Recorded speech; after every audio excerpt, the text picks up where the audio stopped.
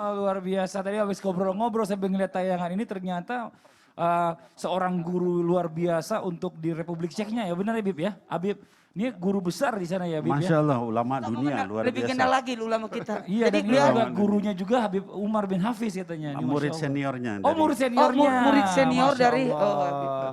Nah nih, mungkin saya mau coba lanjutkan lagi nih Ustaz Syam, mohon izin sebelumnya ya kan. Bagaimana caranya kita agar tidak mudah mencap atau berprasangka buruk kepada seseorang yang melakukan maksiat bahwa dia ini telah terkena istidraj. Seperti tadi apa yang dikatakan Ustaz Syam, lu kena istidraj bro, kalau bisa tobat bro. Nah ini, jangan kita sendiri yang kena. Nah ini prasangkanya nih supaya dihilangkan bagaimana Ustaz Syam? Mohon izin penjelasannya silakan, tafadhol Ustaz Syam. Bismillahirrahmanirrahim. Tabi guru-guruku Ustaz Maulana Habib Nabil, Mas Fadli serta para alim ulama yang dimuliakan Allah Subhanahu wa taala, meneruskan daripada nasihat daripada guru kami tadi, guru kita bersama Habib Ali Al-Jufri, bahwa beliau mengisahkan ada satu kisah yang luar biasa pada masa Bani Israel. Ada seorang abid, seorang ahli ibadah yang sudah beribadah selama 500 tahun. Kenapa 500 tahun? Karena umur mereka memang panjang. 500 tahun lamanya beliau beribadah di atas gunung. Lalu ada seorang fasik, seorang ahli maksiat, sudah bermaksiat juga selama 500 tahun.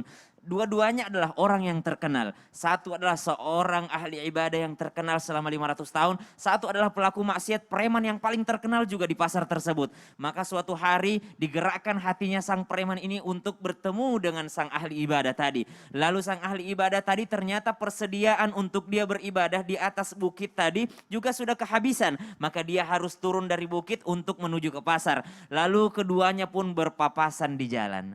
Ketika berpapasan di jalan, kata ahli maksiat ini melihat ke depan, subhanallah, ketika memandangnya dia langsung tertunduk malu dan merasa bahwa ya Allah, dia pasti tahu bahwa saya ini pendosa, ya Allah saya malu banget bertemu dengan dia, ya Allah saya malu banget, saya ini pendosa, saya banyak maksiat, saya adalah seorang yang sangat buruk. Dia tertunduk malu meneteskan air mata karena malu bertemu dengan seorang ahli ibadah tadi.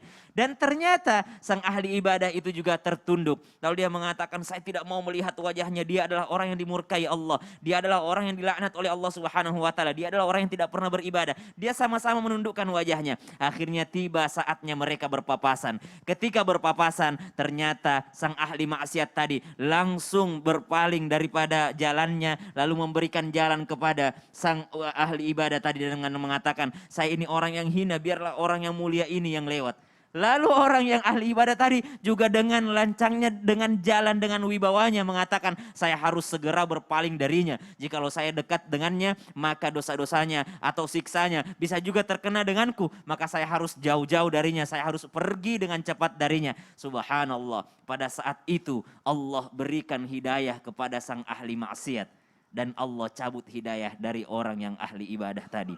Kenapa? Karena caranya memandang orang lain. Subhanallah. Allah Subhanahu wa taala tidak menginginkan kita menilai orang lain. Kembali kepada hidayah tadi. Hidayah itu adalah haknya Allah Subhanahu wa taala. May yahdillahu fahuwal muhtadi wa may yudlil falan tajid lahu waliyyan mursyida.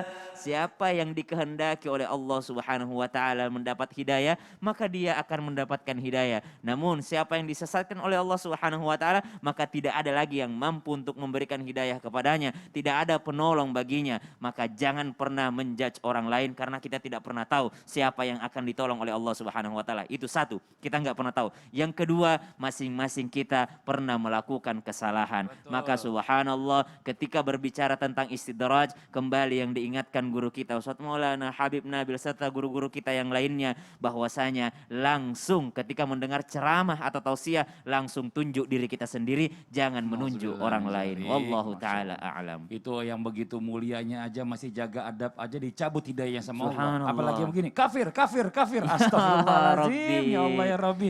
Ya udah.